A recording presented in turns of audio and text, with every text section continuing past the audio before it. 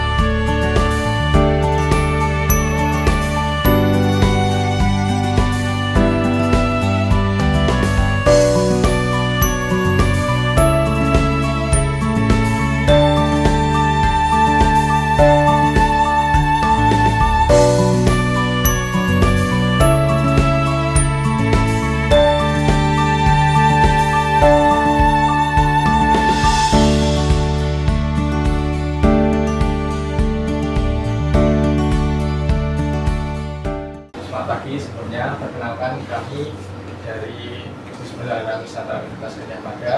Saya Farid Ali Fitriansyah. Saya Fabian Siswa. Saya Radisya. Boleh Ibu perkenalkan? Ya, perkenalkan saya Zurol. Saya kurator Museum Sandi dan saya juga di sini sebagai ketua TU di Museum Sandi. Ya.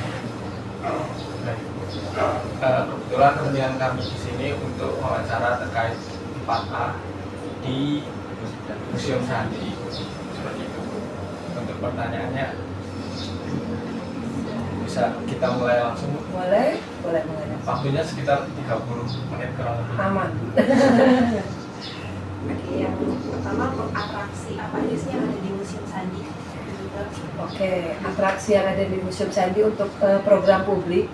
Kita tuh punya beberapa program ya yang selama ini dilakukan oleh Museum Sandi, antara lain Detektif Cilik, yaitu mendidik siswa dari kecil PAUD ya, prasekolah, itu untuk mengenal bagaimana informasi persandian, bagaimana kita mengenalkan kepada masih anak-anak kecil itu untuk aman di dunia siber, meskipun dengan pola pikirnya mereka, gitu kan.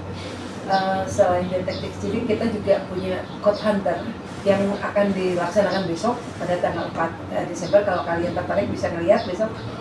Itu besok kami menggandeng siswa SMP di wilayah Yogyakarta. Selain itu ada juga kita punya program Museum, di mana Museum Sandi bersama masyarakat mengajak untuk sehat tapi tetap mengenal museum. Jadi kalau kemarin itu Zumba yang terakhir, kita juga pernah juga apa tuh yang pakai stick saya lupa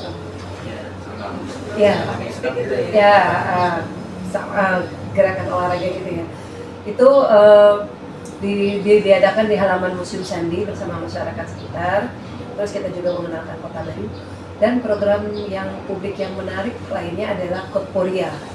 Kotporia itu berisi berbagai macam program publik, antara lain makan bareng. Terus ada juga untuk besok itu ada lomba jalanan anak ketok, apa namanya ya anak-anak fashion show. Kemudian ada e-sport Mobile Legend. Itu biasanya kan disukai oleh mahasiswa ya. Mobile Legend. Terus ada juga Cyanotyp. Cyanotyp, iya itu kan yang masih baru, yang baru berkembang sekarang. Kita mencoba untuk mengangkat cyanotyp di Museum Sandi. Program itu akan dilaksanakan tanggal 14 sampai 15 Desember. Dan Kotporia itu sendiri sudah yang ketiga sekarang. Sudah kita jalanin yang ketiga. Jadi setiap Kotporia akan berbeda. Kadang kita belajar bagaimana berkain, terus kita juga ngadain party evening afternoon party, terus ada juga apalagi ya, macam-macam lah, banyak, ganti-ganti. Jadi setiap tahun itu beda-beda. Setiap event beda-beda. Ya, setiap event Kotporia hashtag 3 sekarang. Bervariasi gitu. Iya, bervariasi. Per bulan. Enggak. Kami tuh mengadakannya ada event-event tertentu yang tanggalnya mungkin tidak bisa ditetapkan. Ya, karena misalnya kemarin itu diadakan di bulan Juli, mungkin 6 bulan sekali ya. 6 bulanan, ya 6 bulanan. Apalagi ya, selain itu masih banyak kan layanan dari bersama komunitas itu, terus gitu. Yang lain-lain juga ada program punya itu yang ada di Museum Sandi. Selain kunjungan ke museum. Kalau untuk musim liburan itu ada rencana untuk ada atraksi gitu Bu?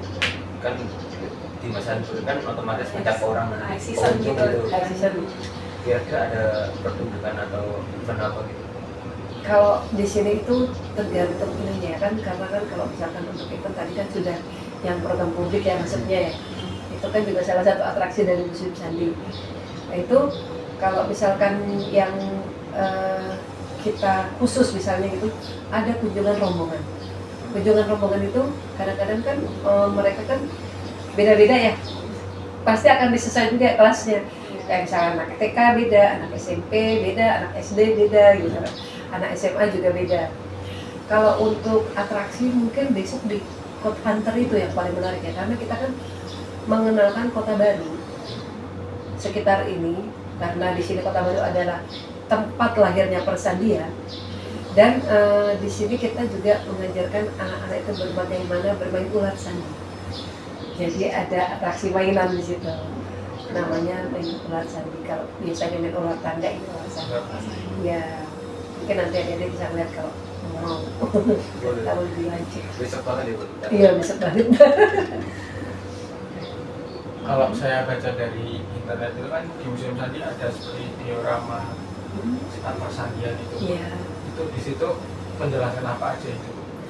Kalau diorama persandian itu ada beberapa hal ya. Kita pertama menjelaskan bagaimana persandian itu sudah digunakan dari sejak zaman dulu sebelum Masehi. Terus persandian itu sejarah persandian dunia. Terus kita juga menjelaskan tentang berdirinya persandian Indonesia, bagaimana persandian itu berdiri, dan kita juga menjelaskan tentang apa sih yang digunakan dalam proses komunikasi sandi yang ada di Indonesia maupun di dunia. Jadi akan ada mesin-mesinnya gitu kan. Terus Indonesia itu sudah memproduksi mesin apa gitu. Itu juga dijelaskan di sana. Baik. Boleh lanjut ke pertanyaan berikutnya Bu? Boleh. Terkait amenitas Bu yang ada di Museum Sandi itu yang disediakan apa saja, termasuk luas lahan parkir dan bagaimana maintenance-nya Bu? Kalau kita lihat di sini ya, Museum Sandi itu lahan parkirnya tidak terlalu luas ya sebetulnya, karena di sini lahannya cuma 2.000 ya, sekitar 2.000 meter. Jadi selain di halaman depan, itu di depan, di luarnya, di luar pagar itu juga merupakan area parkir Museum Sandi. Kalau misalkan untuk kunjungan yang menggunakan bus atau banyak, kita menggunakan area yang luar. Karena area dalam nanti kalau dipakai juga mobilitas pengunjung akan terganggu. Ya, jadi kita pakai area luar. Untuk maintenance-nya tiap hari kan disapu, dibersihkan. Terus kalau misalkan sedang ada kegiatan, otomatis akan ada security yang menjaga di area parkir tersebut. Jadi nggak ada tukang parkir atau gitu? Nggak ada. Di sini bebas tukang parkir. Kalau kan di Jogja kan maraton. Iya. Jadi kan kalau misalkan kita mau ngandelin tukang parkir, nanti khawatirnya malah terjadi yang tidak diharapkan ya. Kita menghindari hal itu. Jadi otomatis penjaganya itu dari satpam sendiri. Iya, dari satpam sendiri. Untuk parkir sendiri paling banyak berapa bis Bu, selama di Museum Sandi? Selama di Museum Sandi paling banyak waktu itu 4 bis. Bis itu Iya. berarti di samping-sampingnya. Iya, di luar itu kan dia bisa berjejer. Iya. Eh, Jalan gitu. Iya, bisa berjejer, bisa juga biasa posisi panjang karena kan memang di situ kan luas sebetulnya kan areanya pas di tikungan gitu ya, di hook kalau orang Belanda bilang. Berarti kesimpulannya dengan luas 2000 meter persegi, Museum Sandi sendiri untuk maintenance lahan parkirnya cukup sederhana karena memanfaatkan dari satpam dan yang ada di sini Iya. saja. Ya, Sekarang pertanyaan selanjutnya, untuk ancillary service-nya yang di sini tuh ada apa aja? Ancillary itu kayak fasilitas pendukung di Iya. luar fasilitas utama. ya. Jadi fasilitas pendukung yang ada di sini kita punya toilet ya, empat toilet. Terus itu juga sudah bisa untuk difabel karena sudah ada jalan ininya ya, remnya sudah ada. Terus ada musola, ada ruang ibu dan anak di mana kalau ada pengunjung yang membawa bayi atau di bawah 2 tahun ya misalnya harus menyusui atau untuk pumping, kita punya ruangnya sendiri. Terus kita juga punya perpustakaan terbuka untuk umum, ada juga ruang aula dan ruang komunitas yang bisa dimanfaatkan oleh siapapun yang ada kegiatan di Museum Sandi dengan syarat harus bersurat.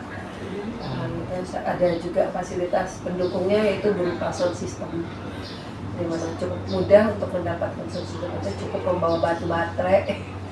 Ya, jadi kan kalau Syaratnya cuma batu baterai aja gitu. ya gampang kan. Iya. Terus jaga kebersihan otomatis kan yang penting karena kan diawali dengan bersih, dikembalikan juga dengan bersih. Ya itu, terus apa lagi ya fasilitasnya? Masih cukup banyak sih. Selain itu kan ini juga fasilitas pendukung ini ada musola ya, ada taman, ruang tamu ya, cukup pas lah untuk sebuah museum. Kalau untuk aula yang di depan itu Iya. kebanyakan itu untuk apa? Biasanya aula itu untuk kegiatan ya. Kalau misalkan ada kegiatan di Museum Sandi itu kan kita kadang-kadang menggunakan aula, Iya. baik itu kunjungan maupun maupun menerima tamu yang jumlahnya banyak. Jadi Kayak untuk apa ya? Pengarahan di situ. biasanya kalau jam pimpinan mahasiswa, mahasiswa kami kan banyak nih, karena ada 42 orang mahasiswa dari seluruh Indonesia yang masuk program MSIB di Museum Sandi. Ya, jadi itu biasanya jam pimpinan ada di aula. Atau misalnya pengarahan keseluruhan pegawai sekalian acara apa gitu kan, nah itu juga di aula. Tapi lebih banyaknya aula itu digunakan oleh komunitas di Jogja itu biasanya menggunakan aula untuk beraktivitas. Ada komunitas cyber gitu kan, itu juga mereka di sini. Tapi tetap berkaitan dengan Sandi atau pernah ada komunitas? Banyak ketimbang ngemis kan bukan tidak berkaitan dengan Sandi. Terus apalagi ya, komunitas sastra bulan purnama itu kan terkait dengan sastra ya, Iya. puisi, prosa, buku ya nggak membaca. Jadi aula itu kayak terbuka untuk umum. Terbuka untuk semua ya. Komunitas perempuan berkebaya juga banyak lah yang Banyak sudah, iya banyak komunitas yang sudah di situ tuh banyak sekali. Pernah dulu, tapi itu di tahun-tahun 2017 ya kalau nggak salah, 2019 itu sampai komunitas pemelihara, maaf nih guguk anjing ya, itu GNC itu, nah itu juga kesini pentas mereka fashion show-nya para Peliharaan.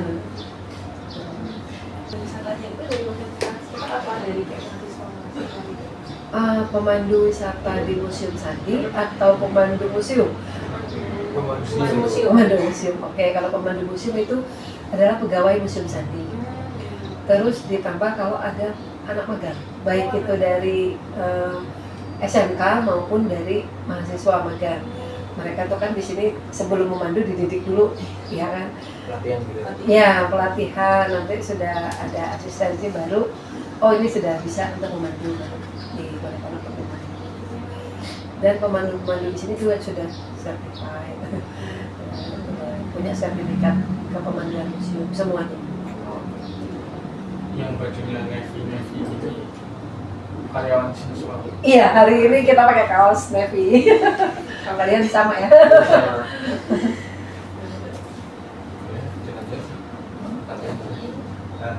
Untuk selanjutnya Bu, untuk aksesibilitas menuju ke museum tadi itu apakah mudah atau sulit? Kalau menurut saya mudah ya, karena bisa di umum bisa, terus mau pakai kendaraan pribadi apalagi kan, karena kan lokasinya kan dekat Tugu, di mana kita di situ ada stasiun Yogyakarta dan stasiun Lempuyangan yang cukup dekat kan ke sini 5 menit. Saya udah coba jalan. Iya, dari stasiun Yogyakarta maupun dari stasiun Lempuyangan saya udah pernah coba jalan cuma 5 menit. Terus ada Gojek online kan, Gokar, terus ada apa tuh namanya Trans Jogja ya, kan haltenya pas di depan Museum Sandi itu. Oh, pas banget. Iya, pas banget. Benar-benar aksesnya semua transportasi. Iya. juga bisa ya. Iya. Kebetulan kan depan itu kan jalan Jogja Solo gitu. Iya, iya, Jogja Solo kan cepet banget ya. Belok kiri. Iya. Sangat strategis. Jadi strategis lah di sini tuh. Orang akan mudah mencarinya dan nggak rumit gitu. Untuk kan ini kan sebelahan sama Stella Dusado ya Bu. Ya, Itu murid-murid situ tuh pernah kesini atau bahkan sering? sering. Sering. Iya, mereka sering kesini. Apa ya, semacam kerjasama dengan museum dengan apa sekolah-sekolah gitu ya. Kami mengundang dari sekolah-sekolah untuk berkegiatan di museum ya. Jadi menanyakan, kadang-kadang dari gurunya juga mengirimkan tugas untuk ke museum. Iya. Jadi bukan dari Stella Dusado juga, SMA 6 itu juga ya.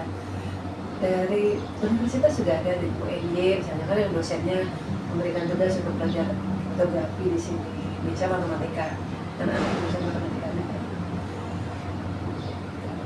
Itu bagaimana itu terkait itu kartografi dia kartografi matematika seperti itu gimana? Kriptografi. Kriptografi.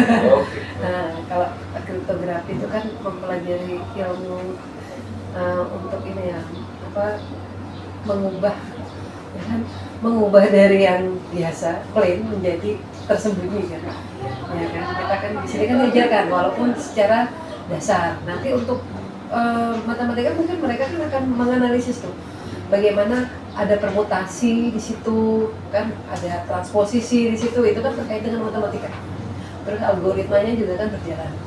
Kalau itu aja yang dulu, kalau yang sekarang kan lebih sulit lagi ya, karena untuk di persandian itu ada persandian modern yang menggunakan algoritma yang sudah pakai sistem sandi modern. Jadi adanya kan di komputer gitu kan. Coding gitu. Ya, handphone kita sendiri juga kan pakai persandian kan, contohnya di WhatsApp kan. Iya. Sudah dienkripsi kayak gitu. Selain dengan SMA dan universitas, kolaborasi dari Museum Sandi sendiri dan sama mana aja itu? Selain SMA, Di luar universitas, akademis. iya. Oh, di luar akademis, kita juga berkolaborasi dengan museum-museum yang ada se-Jogja, se-Indonesia juga sebenarnya. Cuma lebih seringnya se-Jogja ya, karena kan kalau misalnya kita lihat di sini tuh ada forum komunikasi museum kota, itu untuk wilayah kota Yogyakarta, di mana saat ini kota Yogyakarta mempunyai 19 museum. Selain itu dengan Baramus DIY, ada 48 anggota Baramus DIY, dan ada sekitar 77 museum yang ada di Yogyakarta, dan itu belum menjadi anggota Baramus. Dan kita mereka juga berkolaborasi dengan mereka. Jadi antar museum gitu kan. Terus misalnya dengan komunitas sepeda ontel, kita juga berkolaborasi waktu itu ngadain sepeda bersama gitu kan. Jadi sebenarnya banyak sih, bukan cuma dengan yang akademisi ya kan, dengan yang luar juga. Untuk kolaborasi yang di luar juga itu mana saja Pak? Yang di luar Kolaborasi museum di luar Jogja itu yang terkenal misalnya. Oh gitu. Kalau yang di luar Jogja kayak di Jakarta itu kan Monas gitu mungkin. Monas. Monas. Iya. Monas yang kamu maksud Monumen Nasional. Monumen Nasional atau Museum Nasional? Oh, Museum Gajah terkenalnya ya, Museum Nasional. Jadi kan Museum Sandi itu juga bekerja sama dengan Departemen Pendidikan dan Kebudayaan yang sekarang sudah berubah ya, sekarang jadi kementeriannya beda-beda. Udah dipecah. Ya dipecah. Dulu tuh masih berkolaborasi dengan Kementerian Pendidikan dan Kebudayaan itu dalam mengembangkan SDM di museum. Jadi terakhir saya itu mengikuti value objek di Museum Nasional di apa namanya? Aduh saya lupa. Storage. Jadi di sana di Jakarta itu jadi di sana bukan cuma dari Museum Sandi tapi dari Museum se-Indonesia. Iya, pesertanya dari Museum se-Indonesia belajar bersama-sama.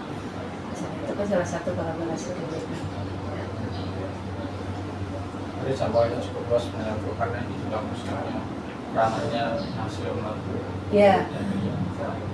Iya, kan kalau misalnya dengan internasional ada Museum Forward di Jakarta kemarin itu yang melibatkan museum seluruh dunia. Jadi bersama ICOM, museum ini juga berkolaborasi di sana. Dan luar juga berkolaborasi gitu ya. Iya, jadi ada juga. Dan salah satu museum yang ada di dunia itu adalah museum persandiannya Rusia, atau museumnya Rusia. Itu dubesnya datang ke sini, terus kita tanyakan apakah di sana sudah ada museum sandi. Dan mereka bilang, sudah tanyakan belum ada.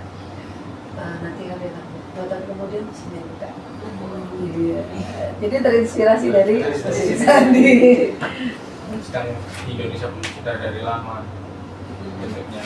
Kalau museum sandinya kan tahun 2006 itu sebetulnya sudah mulai, tapi kan ketika tahun 2006 itu kan ada letusan Merapi kalau nggak salah ya kan waktu itu. Jadi kita mulai resmi berdiri itu tanggal 29 Juli 2008. Itu masih di Museum Perjuangan dan kemudian pindah ke sini tanggal 29 Januari 2014. Perlu ada 10 tahun di sini. Iya betul, baru 10 tahun di tempatnya. Nanti di akhir bisa diceritakan sejarahnya di akhir saja mungkin Bu. Nanti kita buat di awal, nanti kita langsung ke pertanyaan. Selanjutnya Bu, apakah sudah ditetapkan carrying capacity? Apabila sudah, bagaimana prosedurnya? Apabila tidak, bagaimana pihak Museum Sandi mengelola pengunjungnya? Jadi gini, Museum Sandi itu kan gedungnya sudah tua ya, sudah di atas 100 tahun. Jadi peninggalan budaya. Ya, ini salah satu cagar budaya, ya, gedung cagar budaya. Dan kemarin baru saja mendapatkan apresiasi dari Dinas Kebudayaan Kota Yogyakarta terhadap bangunan cagar budaya terawat. Ya, dan Museum Sandi ini salah satu bangunan yang terawat. Kita tuh ngelihat kapasitas bangunan yang kecil dan sudah tua, kita juga harus memikirkan carrying capacity-nya kan. Jadi kalau ada rombongan banyak, kita atur alurnya, diatur sesuai dengan kekuatan bangunan. Dalam hal ini kapasitinya misalnya luas bangunan, terus ketahanan yang di atas, kan nggak mungkin sampai banyak-banyak kan orang yang di atas itu. Jadi diatur. Namanya SOP rombongan pengunjung rombongan. Kalau satu ruangan itu kira-kira berapa orang ya minimal itu, biar nggak yang terlalu over gitu. Kalau minimal 1 orang. Kalau maksimal, ya. Kalau maksimal itu biasanya dibagi paling banyak 20.000 orang. Ya itu udah paling banyak satu orang. Paling banyak kalau pengunjungnya berapa orang?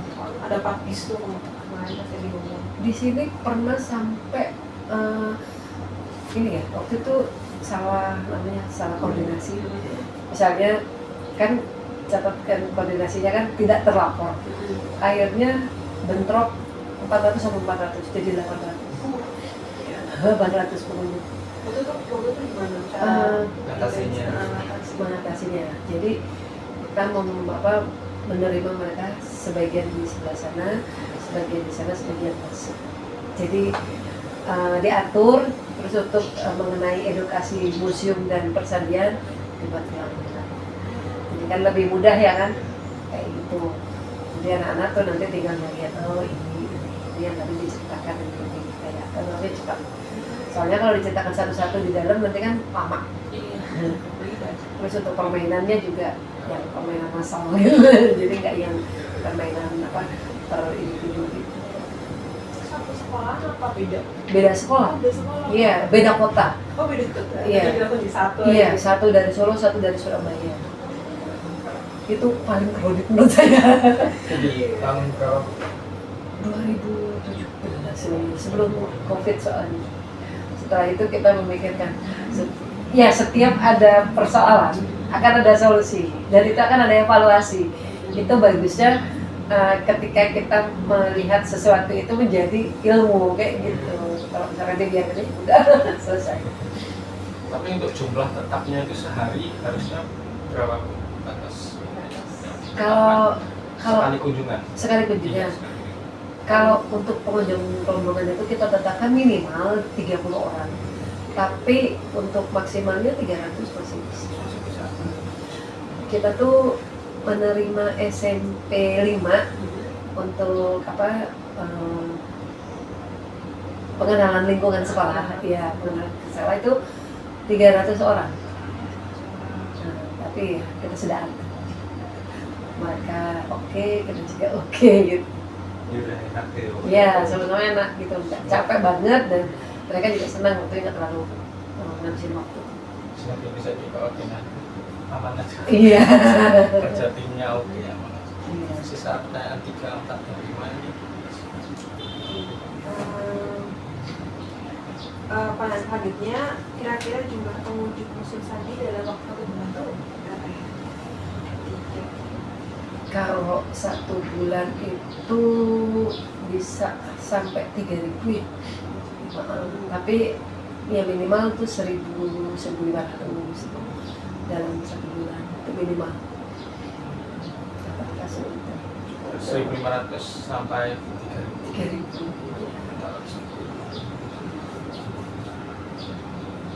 Kemudian bagaimana cara pihak Museum Sandi mengelola dan memelihara seluruh fasilitas agar tetap nyaman bagi pengunjung?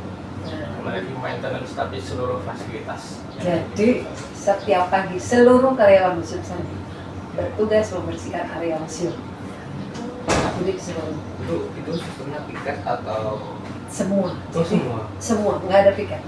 Jadi kalau pagi, kalau kalian datang sini pagi-pagi semua kerja nyapu, ngepel, bersih-bersih jendela, dan seluruh mahasiswa maupun siswa yang magang di sini mempunyai kewajiban yang sama.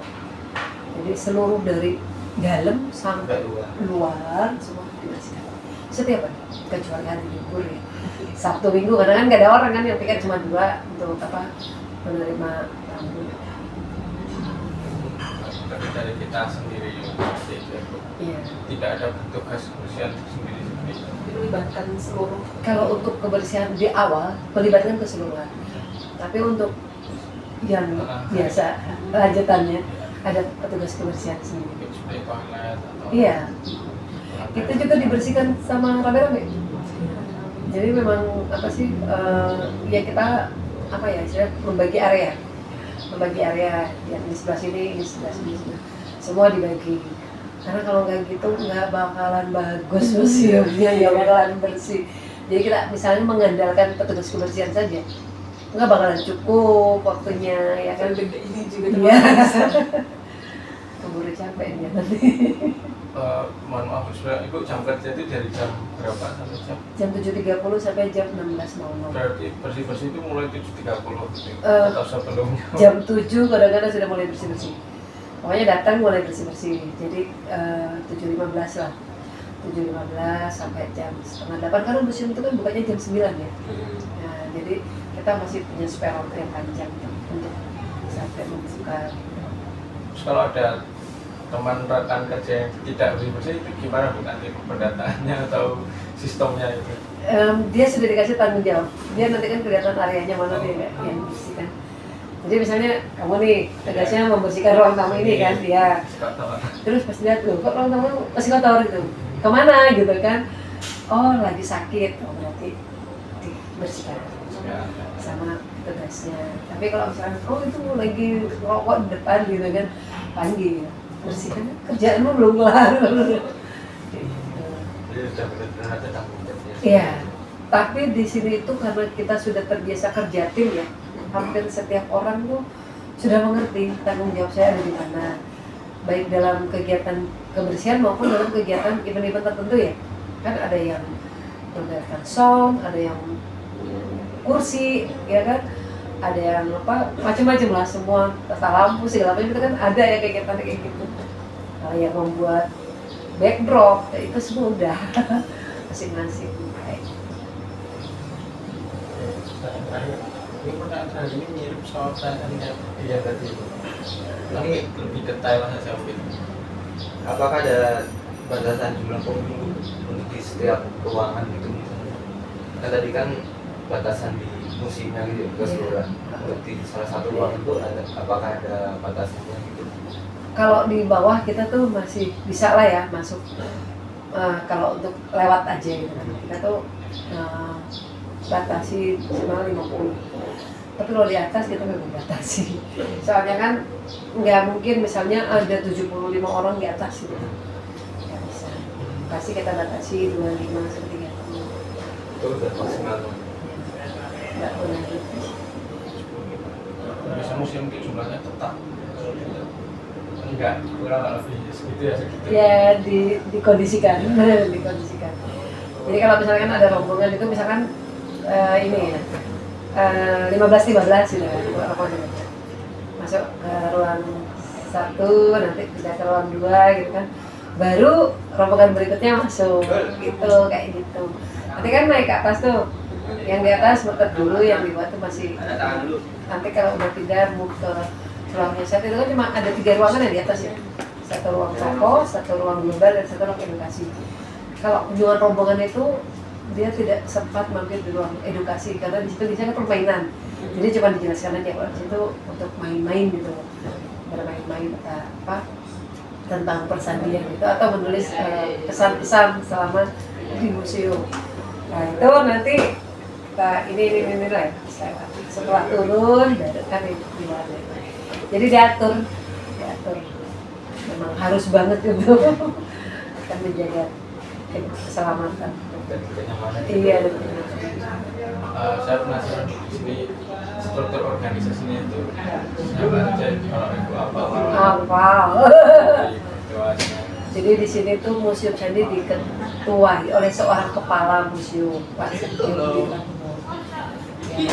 Di bawahnya ada beberapa tim ya sebenarnya, tapi kita nggak langsung menunjuk tim karena di situ ada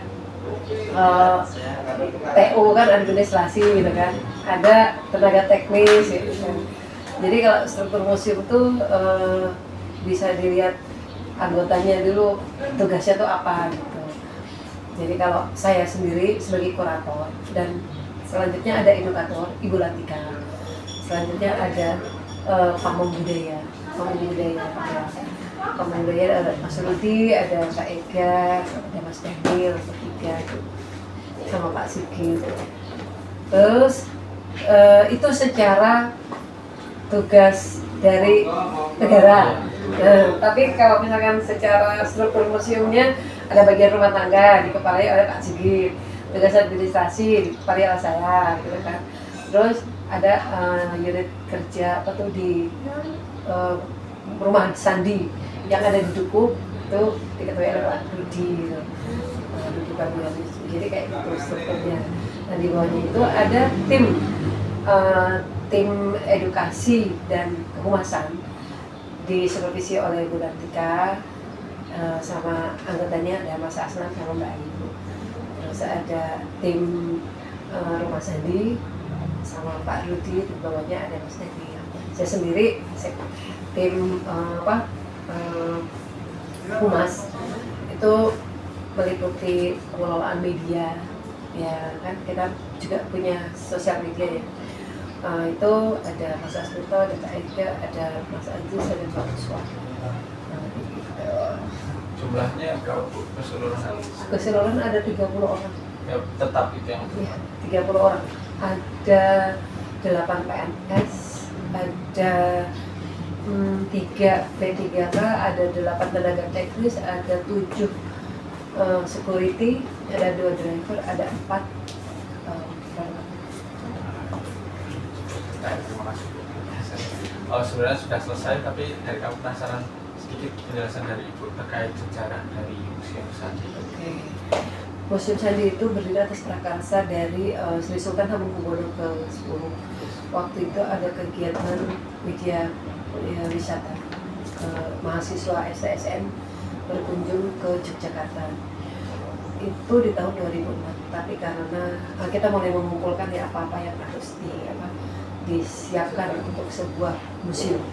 Tapi karena ada bencana, museum itu kemudian dibuka tanggal 29 Juli 2008. Waktu itu masih bertempat di Museum Perjuangan, jadi Museum Perjuangan depan Jogja Kronik. Ya, itu di sana. Kemudian di tahun 2014 pindah ke Ferdinand M. Noto 21. Museum Sandi ini juga mempunyai 3 lokus ya yang di manajemen. Yaitu selain Museum Sandi, kita punya Monumen Sanapati dan Rumah Sandi. Adanya di Dukuh Sami Garukulo juga. Ya. Jadi kalau misalkan ngelihat Museum Sandi itu kenapa sih kok ada di Kota Baru gitu ya? Museum Sandi itu di Kota Baru karena Dinas Kode atau Cikal Bakal Persandian, Cikal Bakal yang sekarang bernama BSSN itu lahirnya di Kota Baru, tepatnya di dekat McD. Kan ada parkiran tuh yang pohon asem itu, di situ dulu ada Kementerian Pertahanan. Disitulah Bapak Amir Syarifuddin meminta kepada Dr. Lugiono Kotopati untuk mendirikan Dinas Kode. Dan kita juga menempati beberapa bangunan yang ada di Kota Baru ini, yaitu sekarang di Akprin, terus di depan Monumen Sanapati nomor 4 kalau sekarang masih ada itu, dan juga dekat sekarang itu di Jiwasraya, itu gedung Jiwasraya di sini di dekat apa namanya, The Selim ya, The Selim sebelahnya itu kan ada asuransi itu, karena ada asuransi Jiwasraya kan, nah itu di situ salah satunya tuh. Jadi memang Kota Baru ini kental sekali dengan persandian. Jadi walaupun beberapa tempat gitu ya. Nah, dan di sini sendiri juga dulu kan Kementerian Luar Negeri. Jadi itulah mengapa Museum Sandi kita tahu dulu. Kalau bakal Sandi itu Ya, kalau pasal itu dari Kota Baru. Dan tahun ini jika Presiden berkenan, kami itu sudah mengajukan Bapak Dr. Lugiono Kotopati sebagai pahlawan nasional. Ya, doakan semoga ya. Baik Bu, mungkin cukup pertanyaan dari kami terkait 4A di Museum Sandi. Terima kasih Bu, sudah dibantu, sudah dijawab dengan cukup jelas pertanyaan dari kami. Kurang lebihnya kami mohon maaf. Assalamualaikum warahmatullahi wabarakatuh. Waalaikumsalam. Mungkin kalian sebagai generasi muda ya yang kayak closing statement. Jadi sebagai generasi muda, kalian tuh memang harusnya belajar di museum. Karena di museum itu adalah di masa lalu, tapi bisa direfleksikan ke masa depan. Ya, bagaimana kita melihat apa-apa yang ada di museum itu untuk menjadi pelajaran. Jadi kita bisa mengambil keputusan, ini nanti ke depannya bagaimana. Karena cuma di nggak banyak yang bisa kita dapetin di bangku kuliah maupun ya kan dari SD, SMP, SMA. Kalau misalnya bertanya Indonesia masih ada, mungkin nggak pernah ada kan sejarah itu cuma ada di Museum Sandi. Jadi cerita tentang Indonesia masih ada itu kita pernah baca kan, ada di PBB bahwa Indonesia masih ada, tapi prosesnya kita nggak pernah ngerti bagaimana. Itu adalah perjuangan para CDO, para sandiman, mereka yang bertugas untuk mengirimkan berita, bagaimana berita itu sampai ke PBB. Itu adanya cuma di museum, dan saya rasa masih banyak lagi.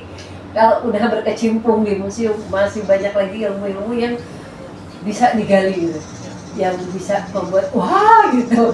Terus ternyata Indonesia kaya banget, ternyata ilmunya tuh banyak dalam banget gitu kan, atau tinggi banget lah gitu ya. Jadi dari museum selain museum mungkin juga harus ke arsip karena di sana juga banyak sekali itu ya kan ini dari pariwisata nih kalau misalkan jadi ya nanti pariwisataan kan berarti kan itu akan mengenalkan Indonesia lebih jauh kepada pihak luar ya kan. Jadi jangan sampai ada yang bilang apa sih Indonesia gitu karena kita nggak tahu gitu loh, kita nggak tahu potensi yang ada di dalam negeri kita. Dan untuk mengetahui potensi negeri kita harus mempelajari ya. Kalau kita cuma mempelajari K-pop, cuma mempelajari Korea yang lagi disukain kan, atau kayak gitu, ya kita nggak akan pernah ngerti bagaimana kekayaan dan kehebatan para nenek moyang kita. Itu sebenarnya hebat banget tadi kalian bisa dimajin berkunjung ke museum. Karena kalau saya cerita sekarang, banyak banget nggak bakalan selesai. Iya sih banyak yang digali. Iya, benar. Jadi kebuahan museum itu bisa biar kita itu merasakan apa yang dilakukan pada zaman dulu.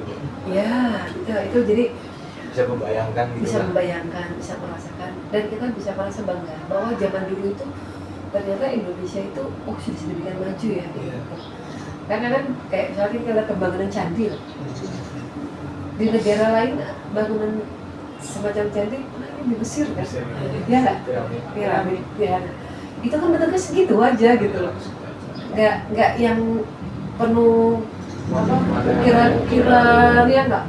Terus dalam bentuknya beda-beda. Terus itu loh pembangunan itu kan ada, dia kan nggak cuma ditumpuk begini aja, ada yang dikunci-kunci batunya kan. Ada teknik untuk Iya, teknik menguncinya itu bagaimana, terus mengukir batunya bagaimana di zaman dulu. Itu teknologi yang sederhana sebenarnya menurut kita, tapi zaman dulu dilakukan udah demikian majunya ya kan. Gitu. Jadi banyak hal yang zaman dulu sudah maju tapi tidak terpikirkan, tidak terlintas oleh kita yang ada di masa sekarang. Coba misalkan nih HP kita nih mati nih, ya nggak? Kita nggak punya ilmu karena sekarang otak kita ada di HP. Ya, jadi itu kalau orang dulu kan memang dia cerdas membaca, dia membaca terus udah gitu mendalami apa sih yang sudah dipelajari. Itu paling saya sering bikin itu. Dan Sandi tahun segitu pun bagi orang Indonesia kayaknya masih Iya. sulit, tapi Iya. nyatanya juga bisa. iya gitu. Kan di zaman dulu kan orang belajar sandi kan masih susah ya. Ternyata kita mampu juga kok, ya kan? Oke teman-teman semua, itu tadi keseruan kita berkeliling di Museum Sandi serta wawancara dengan narasumber di Museum Sandi. Untuk informasi yang diberikan sudah cukup detail di video kami. Jadi nggak cuma atraksi melihat-lihat aja, jadi ada banyak sekali nih koleksi-koleksi yang bisa dilihat seperti tadi mesin tik, ada juga permainan-permainan yang bisa kalian lakukan. Dan tadi ada seperti ada mini bioskop ya? Iya. Untuk melihat sejarah-sejarah gitu secara singkat dan disajikan dalam bentuk video. Sampai jumpa lagi di video berikutnya Museum Sandi 2024. Terima kasih. Dadah. Nah.